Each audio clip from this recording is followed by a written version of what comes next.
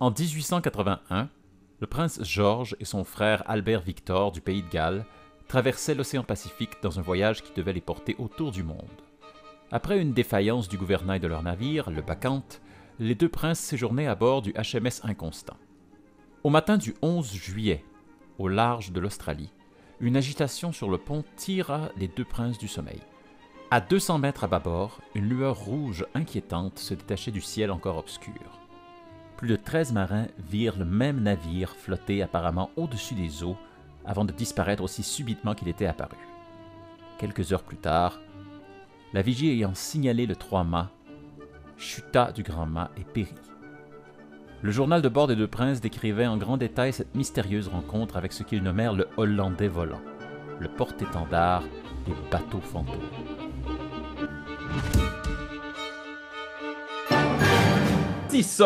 Nous sommes déjà au mois d'août dans un décor un petit peu petit différent. Un petit peu, j'aime ça. Un petit peu différent. Légèrement enrhumé, donc vous pardonnerez ma voix nasillarde aujourd'hui. Mais toi, Sabrina, comment ça va? Ça va super bien et je suis vraiment contente qu'on parle de ce sujet-là aujourd'hui parce que c'est un sujet que j'appréhendais, j'avais hâte qu'on en parle en fait. Donc, on parle des bateaux fantômes aujourd'hui. Petit gars, prends garde à toi, sois courageux, tu connaîtras mille tempêtes, mille naufrages, avant d'atteindre ton rivage. Oui, les bateaux fantômes. On a déjà parlé des fantômes à l'émission et on a lancé quelques petits mots sur les bateaux fantômes, mais Oui. c'est un sujet qui est lui-même, qui est sa propre affaire, en fait, les bateaux fantômes. C'est pas nécessairement lié avec les fantômes ou nécessairement lié avec les bateaux, c'est vraiment sa propre chose. Qu'est-ce que c'est pour toi, Sabrina? Qu'est-ce que ça évoque pour toi, le navire fantôme? Moi, ça m'évoque les recherches que j'ai faites sur les pirates légendaires parce que je suis une grande fan d'histoire et de piraterie, disons-le. Pirates, corsaires, j'ai fait mes recherches. On va sans doute un jour parler de Barbe Noire, Edward Teach, qui est un des personnages les plus effrayants que la Terre ait porté dans les légendes et tout. Et ça m'a amené de fil en aiguille à lire un petit peu sur les bateaux fantômes et ce phénomène mystérieux des mers, qui est un bateau qui navigue sans équipage à bord, qui est un phénomène qui date de vraiment très longtemps et qui vient d'un peu partout sur les mers. Donc, c'est assez chouette. Je pense que c'est dans mes recherches de pirates, je suis comme tombée accidentellement dans ce trou de lapin-là. Puis, j'ai trouvé ça bien intéressant. Et toi, Simon? Moi, OK. Euh, étant associé à la mer, c'était d'emblée un phénomène qui me fascinait depuis mon très jeune âge. Mais je ne sais pas si tu as déjà vu c'est assez vieux. Mais moi, quand j'étais jeune, ça passait à TV, la série animée de L'île au trésor, qui était basée sur la nouvelle de J. Louis Stevenson, mais qui était faite au Japon. Et c'était l'histoire qu'on connaît avec Jim Hawkins, Long John Silver, tout ça. Et je me rappelle grosso modo de ce qui se passait dans cette série-là, mais il y a un épisode dont je me rappelle très très bien. Et c'est l'épisode où ils sont accostés par un bateau fantôme. Et, euh, et je me rappelle que cet épisode-là m'avait scotché à mon écran parce que c'était une série qui était pour enfants, qui était un petit peu fantasmatique, mais c'était vraiment la fois où ça virait dans le ouvertement fantastique.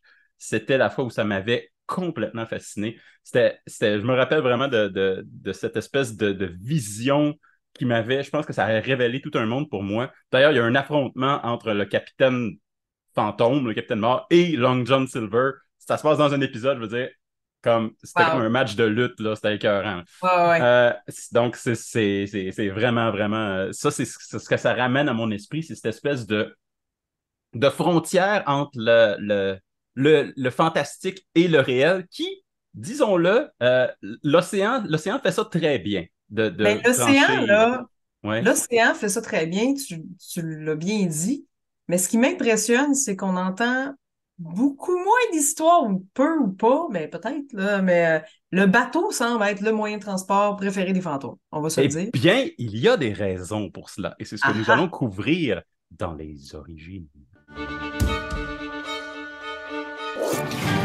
Parce que je me disais, des voitures fantômes, il y a peut-être eu une histoire ou deux, j'imagine, mais j'ai pas fait de recherche. Des avions, si Des on perd trains un avion. fantômes, il y en a. Trains fantômes, c'est vrai, les trains, Oui, il y c'est a beaucoup de vrai. choses. Mais on va essayer de se contenir aujourd'hui parce que déjà, juste avec les navires, il y en a énormément. Ouais. Euh, euh, Parce que oui, les véhicules fantômes, les véhicules qui semblent ne pas être pilotés par des humains ou qui semblent être vides à premier abord, il y en a beaucoup. Et la mer en est pleine parce que la mer, on se rappelle, est son propre capitaine. Elle est capable de elle-même mouvoir les véhicules sans qu'il n'y ait personne à bord. Mais il faut dire aussi que l'imaginaire des humains est depuis l'Antiquité peuplé de navires qui transportent les morts. Depuis avant la Grèce antique, depuis l'Égypte, on parle du navire, on parle de deux navires, deux barques en Égypte, Messéktet qui transportait le soleil, Ra qui transportait le soleil euh, du crépuscule à l'aube. Donc, il était obligé de traverser le underworld, le sous-monde, passer en dessous de la terre en barque pour revenir au début de la journée et repasser à travers le ciel. Mais il y avait aussi Mekhenet, qui, elle, était la barque qui permettait aux défunts de rejoindre le sous-monde, rejoindre le champ des blés, qui ressemble étonnamment à ce qui se passe chez les Grecs avec le charron, le passeur. Puis en même temps qu'on y pense, là, les eaux, la mer, l'océan, c'est un autre univers. C'est comme si on partait dans un autre monde. On n'a plus le pied à terre. Ça porte vraiment vers un autre, vers l'imagination. Pas le choix. Oui, et cette association entre la mort et le voyage ou le franchir quelque chose qui est infranchissable, c'est présent pas juste dans les cultures autour de la Méditerranée. Au Japon, on utilise souvent le Japon comme exemple parce qu'ils, je sais pas, parce qu'ils sont loin. Euh, il y a eu pendant un très très long moment il y a eu le même mot pour désigner quelqu'un qui est décédé et quelqu'un qui est parti. On disait des gens qui étaient décédés qui étaient loin. C'est pas qu'ils sont morts, ben oui, mais le concept de mort et de loin, c'était très, très, très associé. Ça veut dire que, dans le fond, l'idée de franchir comme un obstacle ou une distance infranchissable, c'est très associé à la mort dans l'esprit humain. Et non seulement ça, et ça, j'ai vraiment, comme j'ai sauté de joie quand j'ai vu cette histoire-là, toutes ces histoires de barques ou de navires qui permettent de passer du côté des morts, euh, ça a engendré l'idée que les âmes qui n'étaient pas, je veux dire, morts de façon correcte, là, qui n'avaient pas passé de l'autre côté, les fantômes, dans le fond, Ouais, euh, ouais. ne Les ans pouvaient, perdus. les âmes perdues, c'est très bon ça, ne pouvaient pas traverser les cours d'eau. Et je me dis, ah, mais oui, c'est une légende qu'on associe aux vampires. C'est vrai, ça. On peut pas traverser, ils peuvent pas traverser les cours d'eau sans un pont ou sans un navire. C'est antithèse à eux. Les fantômes peuvent traverser tout, mais pas les cours d'eau. À cause de ça, à cause que c'est comme franchir, passer dans l'au-delà pour eux autres. Et j'ai trouvé que c'était un symbole vraiment, vraiment fort. Donc, depuis presque le début, on associe la mort et les navires et Mhm. traverser la mer, traverser un cours d'eau. Donc, le bateau fantôme, c'est vieux comme monde. Vieux comme. Passer de la Vieux terre bateau. aux airs aussi, tu sais, on dit souvent, la personne est partie au paradis, mais tu sais, on imagine l'au-delà, là où on peut pas aller sur une base régulière, là. Quand tu y Ben, penses. ben Ça fait du oui, sens. ça a du Mhm. sens. Ça a énormément de sens que les navires et que la mort, dans le fond, ce soit juste quelque chose qui est trop loin pour pouvoir y toucher ou C'est pouvoir vrai. le voir, mais qui est là, mais qui est loin.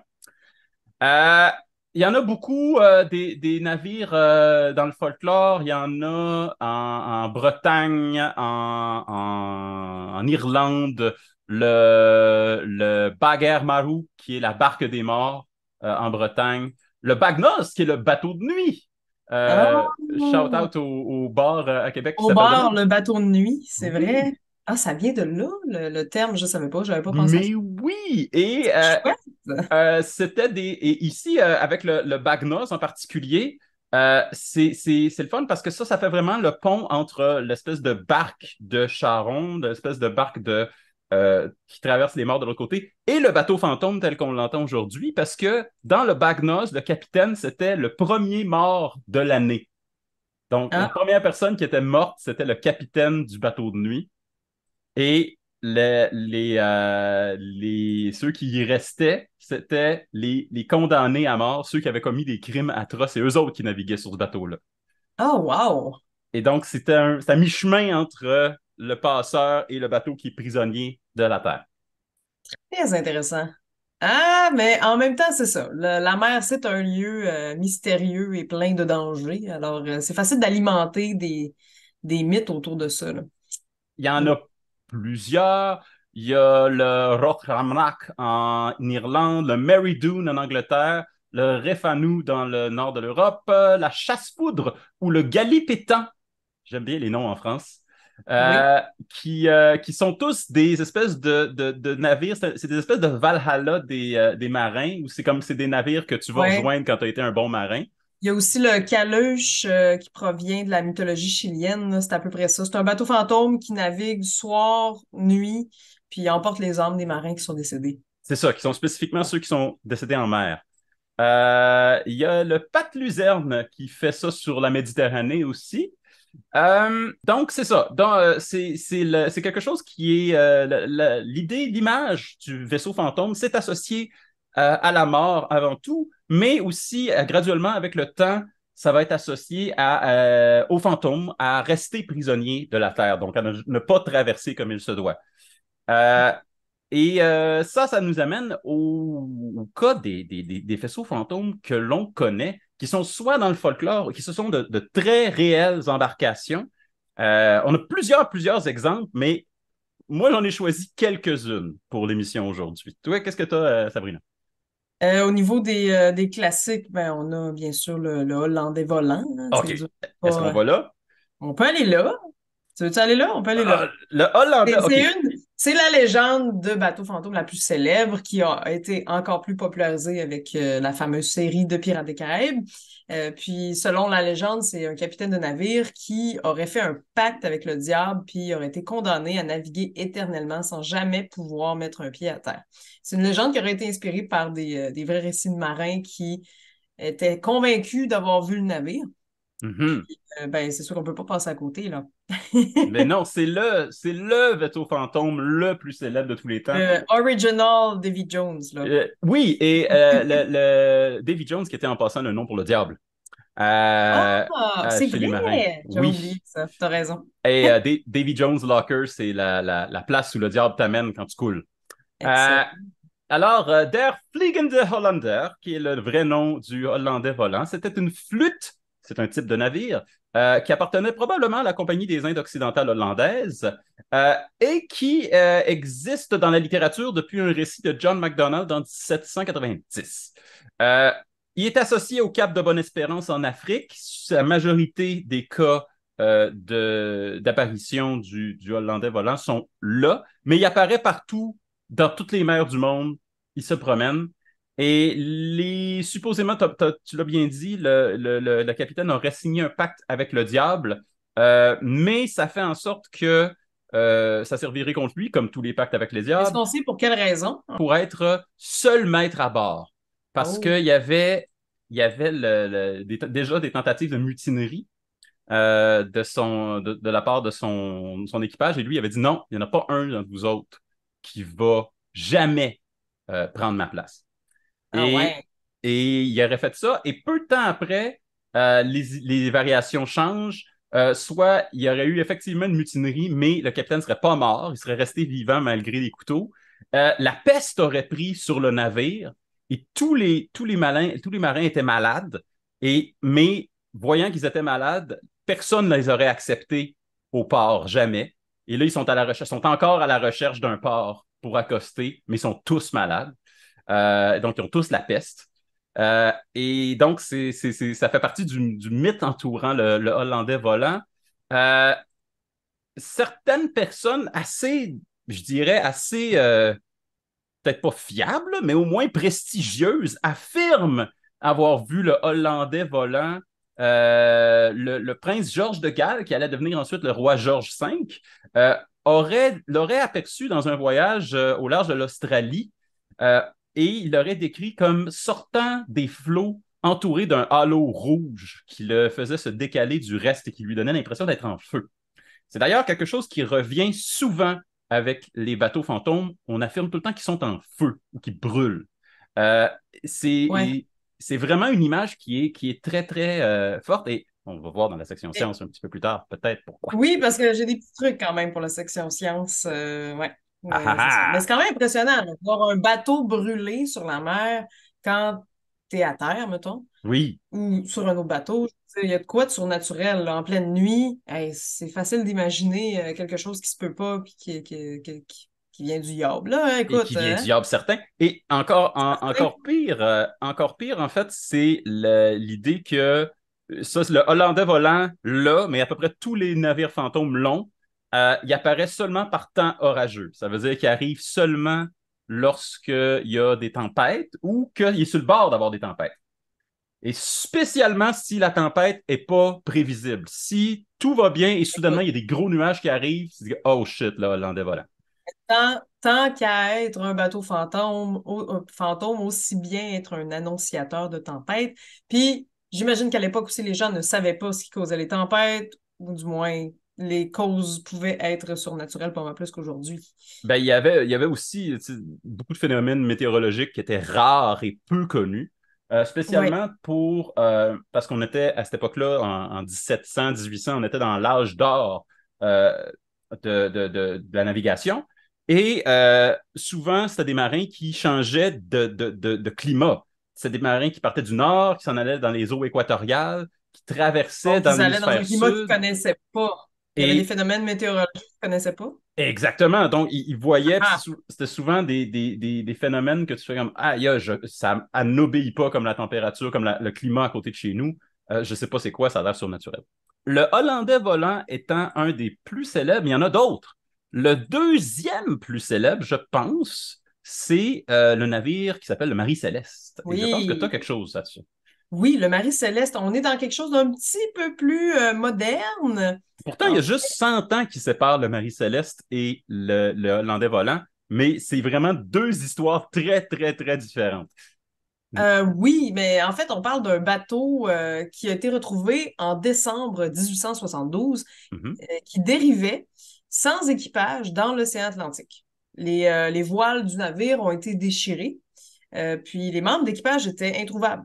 Donc, tous les membres d'équipage avaient disparu, puis on ne sait pas ce qui s'est réellement passé. C'est une des histoires qui reste un des plus grands mystères maritimes de tous les temps, étant donné qu'on parle vraiment d'un équipage de bateau qui disparaît en entier, qu'on retrouve le bateau qui dérive tout seul. Les voiles ont été déchirées. Ça, c'est possible que ce soit dû à une tempête, intempérie, mais peut-être une attaque, mais on ne sait pas. On ne sait pas. On n'a pas trouvé. Même s'il y a eu des investigations, ça n'a pas été Il y a plusieurs officialisé. hypothèses, mais il n'y a rien Absolument. d'officiel. Voilà. Donc, c'est ouais, pas mal le bateau le plus célèbre après le Hollandais volant. Oui, et il y a quelque chose qui est particulièrement spooky, peut-être un peu sinistre à propos de ça, c'est que le journal de bord du capitaine s'arrêtait 10 jours avant qu'il soit retrouvé. Euh, on ne sait pas exactement ce qui s'est passé dans ces 10 jours-là, mais on sait que c'est la dernière date indiquée dans le journal de bord, c'était 10 jours plus tôt. Euh, quelque Ouais. chose d'encore plus bizarre à propos du Marie-Céleste, c'est que c'est pas là que ça finit son histoire. Il a été retrouvé, il a été ramené, il a été ramanché et il a repris la mer pendant 10 ans après. Il a été Ah, encore, ouais. oui, il a été encore en service pendant 10 ans jusqu'à Oh. ce que son nouveau capitaine le crache au large de Haïti pour qu'il finisse ses jours dans les récifs. Euh, et ça a contribué au mythe parce qu'on disait que c'était un navire qui provoquait la folie, Ben oui, mais qui faisait que ses membres d'équipage se jetaient par-dessus bord sans moi, raison. je pense que superstitieux ou pas, t'as pas le goût de remettre sa mer un bateau où ce que l'équipage au complet a été décimé mystérieusement, ou du moins qui ont disparu mystérieusement. En tout cas, ça donne pas envie. Ça donne pas envie. Ça donne pas envie, mais Ouais. money is money et ça coûte cher un Ouais, bateau. Money is money! Oui, ça reste que si le bateau est en bon état, puis qu'il faut juste changer les voiles, effectivement, c'est moins cher de le réutiliser, mais ça vient avec toute une histoire, là. C'est Oui! comme... Ça a été une histoire tellement intrigante à son époque qu'Arthur Conan Doyle a écrit une nouvelle à son sujet. On va en Oh, je parler suis dans pas la section surpris. culture. Ah, Parce que super! on revient souvent à Conan Doyle. Il revient souvent dans les phénomènes. S'il y avait eu un podcast, il ressemblerait au nôtre. Mais, ouais, il serait plus conspi un peu, parce qu'on parle de quelqu'un qui croyait dur comme fer aux fées, puis tout ça, là, c'est vraiment quelqu'un qui, autant a écrit des choses, des enquêtes policières super pointues, super chouettes, que c'était quelqu'un qui croyait à beaucoup de choses qu'on pourrait douter, qu'on pourrait douter. Ah, Voilà. effectivement, mais un chic type tout de même. Oh, Euh, absolument, absolument. Il y a un artiste super, là, un écrivain extraordinaire. Là. Plus proche de chez nous, on en a quelques-uns au Québec. Le plus connu, ou le plus, je dirais, le plus typiquement histoire de bateau fantôme, c'est le bateau de la baie des Chaleurs, Oh, le fameux 3 mâts du capitaine Craig au 18e siècle.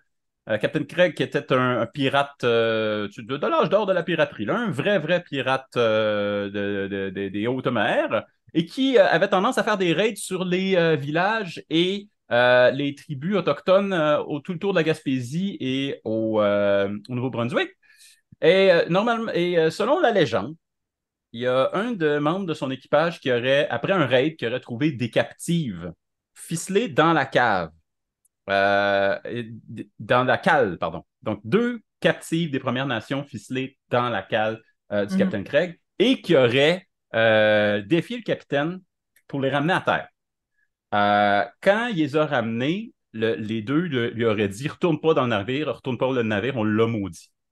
On a maudit le navire pendant qu'on était dessus. Et ben, il ne pouvait pas vraiment rester là non plus. Fait qu'il retournait à bord du navire et le navire aurait été emporté par une tempête soudaine. Wow!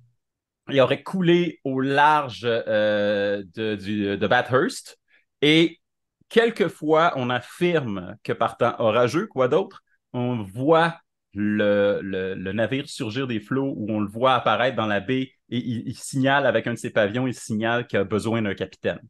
Oh, Ah, wow! ouais, alors c'est ça, c'est un plus proche de chez nous. Il y en a Mais c'est supposément. chouette d'avoir des légendes de chez nous. Ça fait beaucoup de sens aussi, là. Ben, étonnamment, il y en a un aussi supposément dans le fjord du Saguenay. Hein?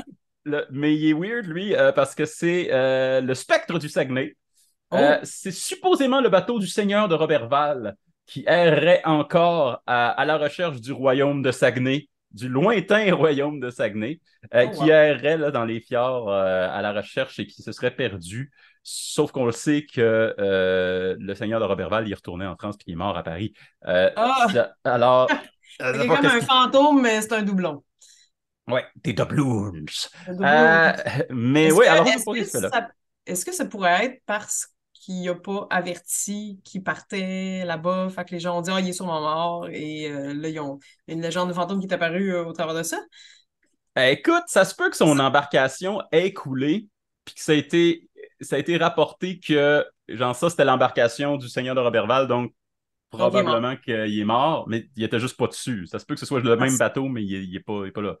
C'est pas clair pourquoi les c'est gens quand pensent même ça. drôle. C'est comme une fausse légende, là.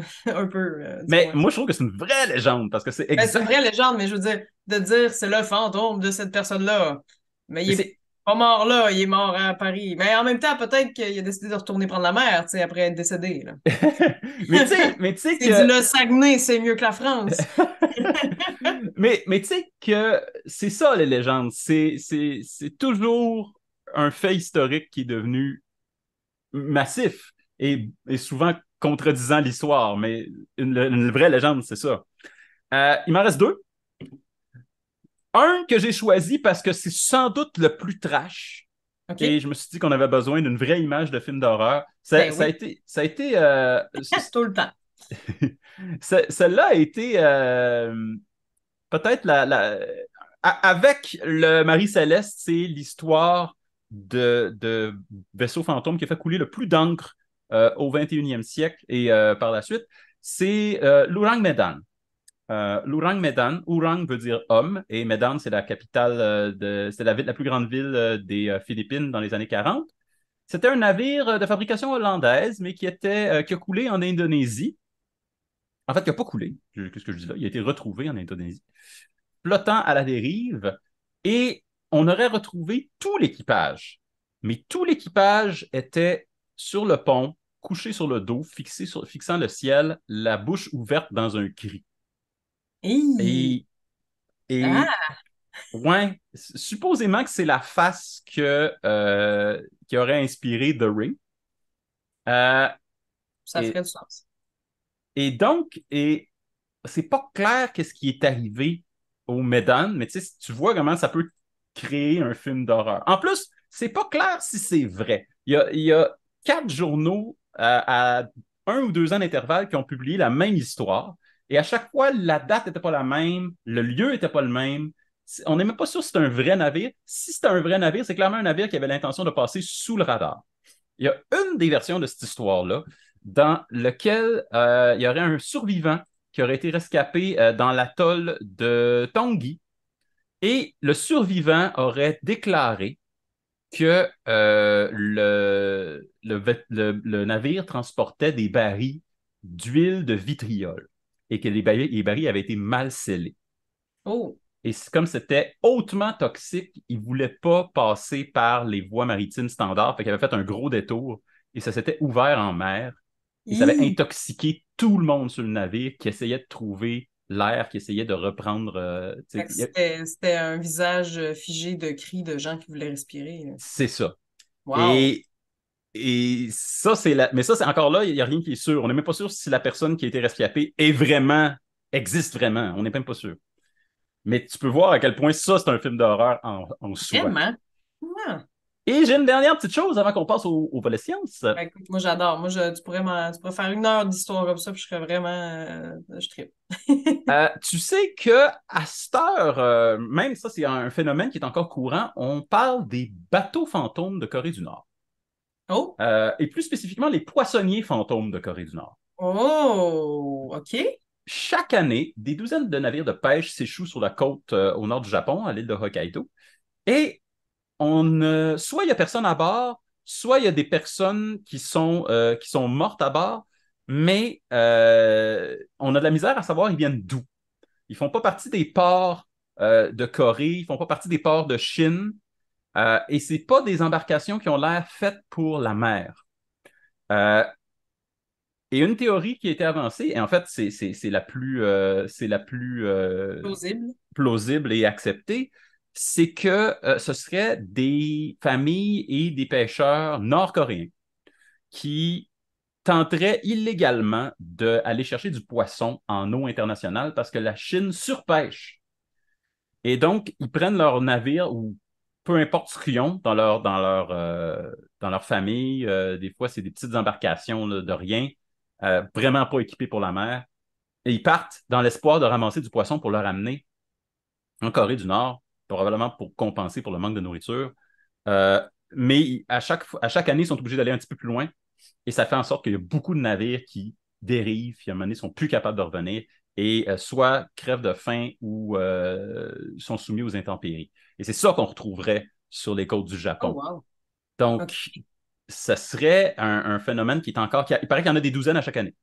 Ah, ouais. Ouais. Eh ben, C'était donc le bateau fantôme ne nous a pas quittés encore. Il est encore très, il très est encore d'actualité. présent. Il est encore là. Mais oui, mais en fait, quand on pense à ça, le bateau fantôme, c'est aussi l'ombre de choses qu'on ne sait pas ce que c'est. Ça peut être l'ombre des pirates qui venaient égorger les équipages aussi. Parce que dans les possibilités, puis là, on y arrive tranquillement, on va parler un petit peu plus du côté scientifique. Donc, la science.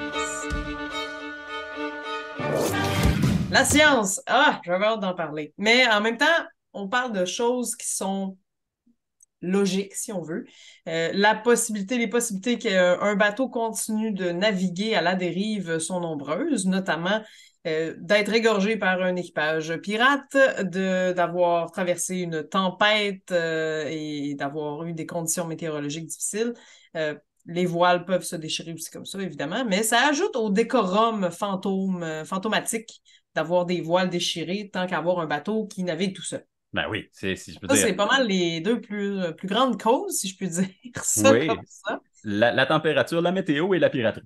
Et dans les phénomènes naturels qui pourraient contribuer aux bateaux fantômes, on parle de certains mirages qui peuvent être vus sur la mer, les brumes épaisses ou les reflets de la lune sur l'eau qui peuvent créer des illusions d'optique, qui donnent l'impression de voir un navire fantôme, en fait, lumineux. Donc, on revient un peu à l'idée qu'il était en feu.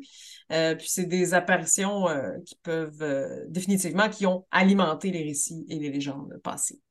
Il y a un de ces mirages-là qui porte un nom qui s'appelle Fata Morgana, qui Ouh! est, oui, les tours de Morgane, Excusez, qu'on appelle je ça. fais des effets sonores parce que je suis comme très hype. Oui, ce qui est cool, c'est que les effets météo en mer ont tous des noms de légende, sont tous un peu mystérieux et c'est vraiment cool parce que Fata Morgana, qu'on qualifie souvent des tours de Morgane, c'est une illusion d'optique, comme tu l'as dit, qui est provoquée par le changement barométrique de pression entre l'air chaud et l'air froid lorsqu'il y a un passage entre les deux, lorsqu'il y a un changement de pression. Quand est-ce qu'il y a des changements de pression? Souvent la veille d'un orage. Ouais, Euh, aux tornades et ouragans, là, e- c'est un peu comme ça que ça commence, là. exact. Et donc, quand il y a ces changements barométriques-là, ce qui se passe, c'est que la lumière se reflète sur l'eau chaude qui est en train de monter, sur l'air, je vais arrêter de dire l'eau, sur l'air chaud qui est en train de monter. Et donc, ça donne l'impression qu'il y a quelque chose qui est à l'horizon, mais qui est juste au-dessus de l'horizon, comme si ça flottait dans les airs. D'où Hollandais volant. Euh, qui Bon, fait, ça. donc, ça donne l'impression qu'il y a vraiment quelque chose qui touche pas à l'eau. Et c'est quelque chose qu'on voit beaucoup plus dans les mers chaudes ou les mers qui ont des grosses Changement transformations. de Oui, température drastique. Mais c'est un peu le même concept quand il y a une formation d'ouragan ou de tornade, là, c'est un peu le même principe. Quand les nuages descendent en cônique là, graduellement, là, ça peut de loin être perçu comme quelque chose de surnaturel, là. exact. Puis une trompe d'eau, je ne sais pas si vous avez déjà vu ça, une tornade d'eau, une trompe d'eau, ça a vraiment l'air de. On dirait que ça vous suit. En fait, si tu n'as pas l'impression que ça te suit, c'est que ça te fonce dessus. C'est ce que j'ai lu en c'est termes ça. d'illusion optique. Fait que si vous apercevez une tornade, on en a une à Valleyfield, hein, il n'y a pas longtemps, euh, Hey, puis à un autre endroit au Québec que j'oublie. Mirabelle. Mirabel, merci. Ouais. Quand tu as l'impression qu'elle est statique, c'est qu'elle va dans ta direction. Alors, Et, méfiez-vous. et plus encore à l'âge où les bateaux étaient dirigés par les voiles, puisque pour être dirigé par la voile, il fallait que vous vous aligniez avec le vent. Quoi Ce qui n'est d'autre qui pas s'aligne évident. avec le vent? L- Les tornades. Les tornades et les ouragans. Et voilà. Exactement. Ça devait Et être terrifiant. J'imagine être en mer dans un moment comme ça doit être cauchemardesque. bien sûr, on a parlé des mirages, des illusions d'optique, mais il y a véritablement des choses bizarres qui sont provoquées dans l'océan, qui ne sont pas des phénomènes optiques. Il y en a un que j'aime particulièrement, qui sont les feux de Saint-Elme. Est-ce que tu Ouh, connais les feux de ça Saint-Elme? sonne fancy. C'est-tu comme des feux follets sur l'océan? On en a parlé pendant Ça me dit quelque chose. l'épisode sur les fantômes, parce qu'effectivement, ça pourrait être une explication pour les feux follets, les Will of the Wisp. Mais spécifiquement, c'est quoi? C'est un phénomène électrostatique qui fait en sorte que quand le bateau est, surtout s'il y a plus l'armature est en métal, donc plus il y a des liens en métal, plus il y a du métal impliqué là-dedans, plus il y a de chances de voir des feux de Saint-Elme. C'est quoi? C'est le bout des mâts toutes les extrémités du bateau, dans le fond, peut devenir comme un point, un pôle magnétique ou un pôle électrostatique, ce qui lui donne une espèce de glow. Ça lui donne une espèce d'effervescence. Et même quelquefois, tu peux voir comme des boules d'électricité se former au bout de ça. Oui, Ça oui, oui. Ben, donne l'impression. Hein? oui, il existe des éclairs en boule. Oui. C'est des Et choses. Ouais. un feu de Saint-Anne, c'est une version miniature de ça qui se pointe aux extrémités du bateau. Fait que ça peut donner l'impression qu'au bout de chaque mât, il y a une espèce de lanterne bleue accrochée, ce qui donne vraiment l'impression que le bateau est complètement fantomatique. Mais c'est pas quelque chose qui est, comme je dirais, associé au bateau fantôme. Les marins en voyaient fréquemment de ça. Et de Mais plus en quand plus, même, c'est impressionnant si c'est un bateau que tu connais pas. mélange ça avec une bonne brume épaisse, puis les gens peuvent se faire des peurs, là. Les humains, on est très bons pour se faire des peurs. Ben oui, spécialement parce que ce genre de phénomène-là, pour arriver, il y a besoin de beaucoup d'électricité statique dans l'air. Il y a besoin d'avoir beaucoup d'agitation. Donc, soit tu es pas loin d'un orage, encore une fois, température orageuse, ou soit tu es dans la grosse brume. Et ça veut dire que l'électricité est conduite par le bateau. Puis plus le bateau a du métal, plus ce phénomène-là va être brillant et se produire parce que plus le bateau conduit l'électricité. Ouais, Et puis écoute, ça, c'est très impressionnant. puis on peut ajouter à ça les dérivés d'aurore boréale, les éclairs de chaleur, il y a toutes sortes de phénomènes qui fait qu'il y a des reflets aussi dans le ciel. C'est certain que ça a dû alimenter les légendes. Moi, je ne sais pas si tu as déjà été témoin d'un phénomène météorologique particulier. Moi, j'ai déjà vu un orage en hiver. C'est incroyable et surnaturel.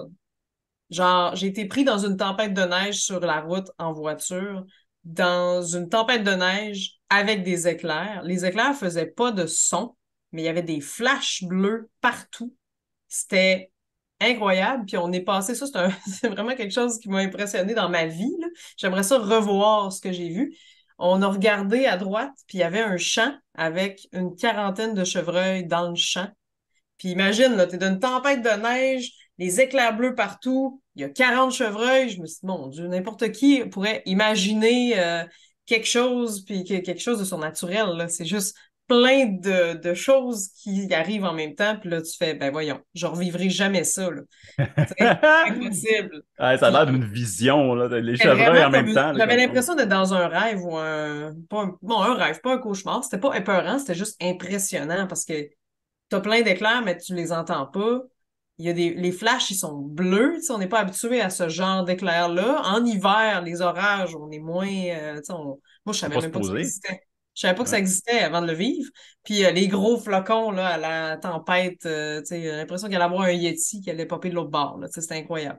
Je reviens aux tornades un petit peu parce que probablement que avant la formation d'un ouragan, tu sais, c'est ça, l'espèce de bulle de nuages qui se Mhm. forme, là, c'est très c'est cauchemardesque. Moi, j'ai un ami qui a conduit puis qui a juste vu au loin cette fameuse bulle qui était probablement au-dessus de Trois-Rivières, là, dans ce coin-là. Puis ça se peut comme pas, comme formation de nuages. Tu sais, quand t'as jamais vu ça, tu te dis, ben voyons donc, il y a un apocalypse. Tu sais, t'as l'impression il allait avoir quatre cavaliers qui allaient sortir de nulle part pour répandre l'apocalypse. Fait que c'est fou à quel point la nature est impressionnante à ce niveau-là, puis peut nous amener des situations uniques puis des phénomènes qui sont beaucoup plus rares que ce qu'on pourrait imaginer. Mais J'ai tout est naturel. C'est beau la vie. j'ai deux, trois petites autres affaires à dire à propos de la Oui, science, mais vas-y, vas-y. c'est pas grand-chose. Bon, on n'en a pas parlé parce que c'est un peu un fait entendu. Euh, il y avait quand même pas mal d'alcool et de déshydratation sur les équipages, dans les équipages de marins Oui, du bien 17e, sûr. 18e siècle. Les coups de chaleur, les comas éthyliques et hallucinations c'est Ben, sûr. ouais, puis c'est pas. Si vous n'aviez pas un coup de chaleur et hallucination, ben il y en avait suffisamment autour de vous pour vous plonger dans une espèce de délire collectif, de folklore collectif, appelons ça. Hallucination collective, oui, oui, Ouais. ça se peut. Et c'est ça. Et donc, il y avait beaucoup, ça aidait beaucoup à la création de ce genre d'apparition-là. Et Euh, je plus sois aussi si quelqu'un fait une intoxication alimentaire ou une psychose parce que je sais pas, quelqu'un qui boit de l'alcool sur une base régulière, qui boit pas d'eau, ça se peut, là, ça fait partie des symptômes de l'alcoolisme aussi, là, des fois des fois jusqu'à halluciner, puis être là. Fait que c'est certain qu'il y a avoir des équipages comme amener une personne pète une coche, puis Écoute, il y a, voilà. à une certaine époque, tu ne peux pas garder de l'eau sur le navire. Non, c'est ça. C'est- Non, parce qu'elle devenait plus bonne. tout te déshydrate sur un navire. Les efforts, le soleil, l'alcool, tout te déshydrate. Fait que où si tu reprends ton eau, je n'en ai aucune idée. Euh, D'un fruit, si t'en as à bord. Puis encore là, il pourrissait vite. C'était des galettes sèches, des biscuits au sel qu'ils mangeaient sur les bateaux. Donc, il devait en avoir des du sel. Le biscuits sel aussi, avec ça déshydrate. farine, sel. Ouais, mais c'était pour Hmm. le garder, pour pas que ça pourrisse trop vite. Puis je me dis, ça devait être terrible, les troubles alimentaires à bord. Ben, alors, oui, alors la déshydratation, grande, grande suspecte dans les histoires de bateaux fantômes. Aussi, pour ne pas laisser l'alcool en plan, il y a beaucoup d'éléments qui étaient transportés dans les cales, dont l'alcool lui-même, qui, avec assez de temps passé en mer, avaient tendance à fermenter et à produire des vapeurs d'alcool. Oh, Les vapeurs d'alcool, si tu dors dans la cale, ça va éventuellement jouer. Ça va éventuellement te faire sentir un peu woozy, un peu bizarre. Et ouais. donc, ça peut contribuer aux hallucinations. Et aussi, des vapeurs d'alcool, disons-le, c'est quelque chose qui prend facilement feu. Alors, quand vous avez été abordé par des pirates, ils ont pris tout ce qui avait de la valeur, mais ils ont laissé la cargaison qui est en train de pourrir. Si le bateau dérive pendant assez longtemps, il suffit d'un petit feu de Saint-Elme pour que ça devienne un vrai gros feu de bateau. Un vrai gros Ouais, feu de c'est ça, bateau.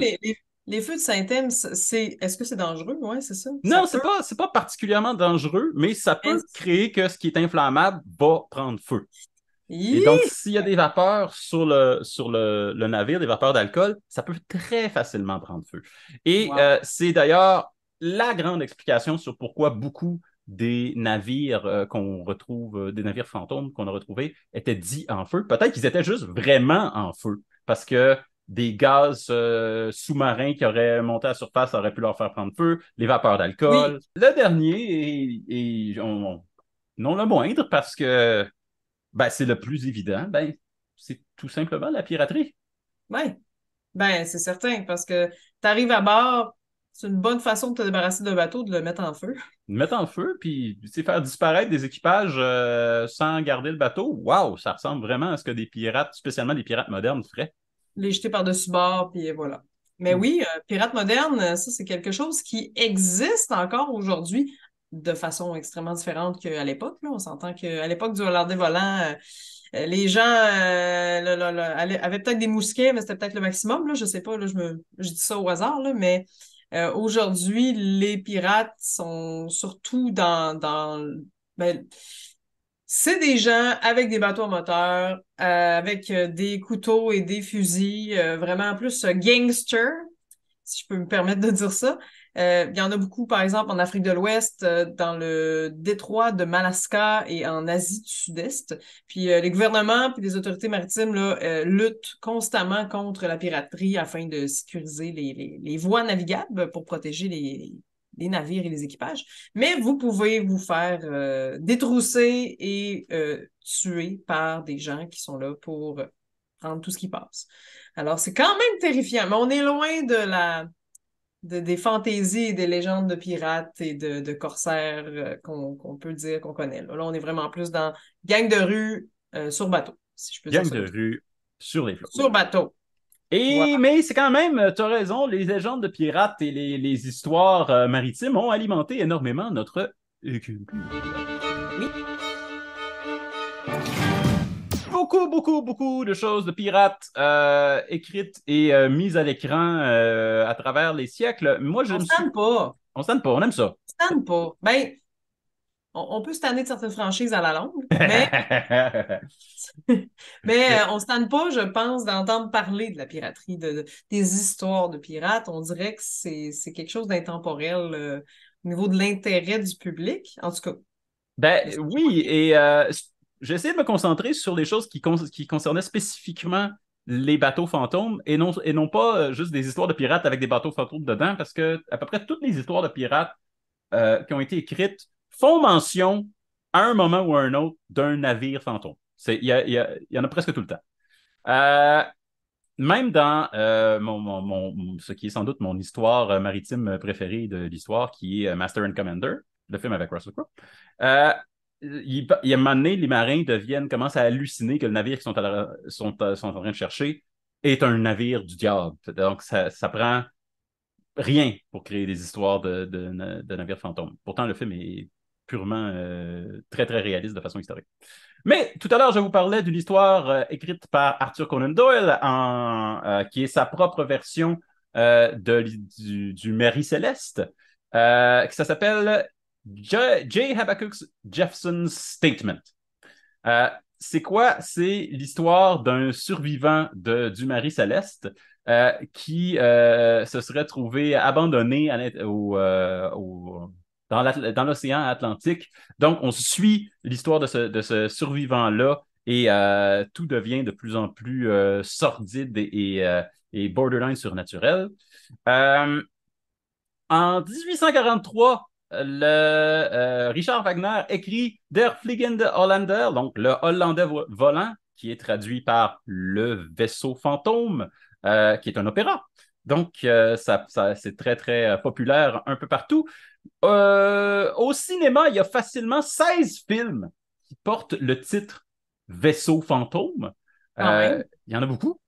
Et le plus ancien que j'ai été capable de trouver, c'est celui de Michael Curtiz, sorti en 1941. Donc, ça fait bientôt 100 ans qu'il y a des films de bateaux fantômes.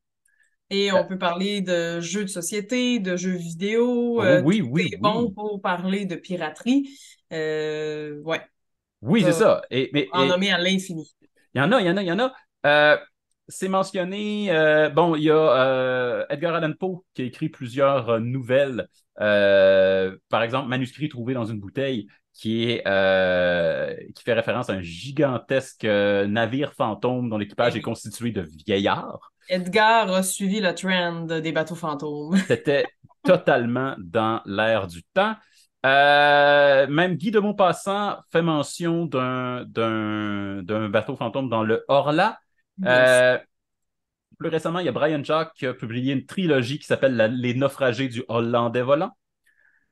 L'histoire du Hollandais volant est tellement fameuse, tellement célèbre que en Hollande, il y a c'est ça, dans les Pays-Bas, il y a une attraction qui s'appelle le Hollandais volant et c'est un parc d'attractions, c'est une montagne russe plus une espèce de mise en scène dans une baie. C'est vraiment comme une grosse attraction qui porte le nom de Hollandais volant qui est qui est littéralement un pied de nez au parc des Pirates des Caraïbes de Disney version hollandaise.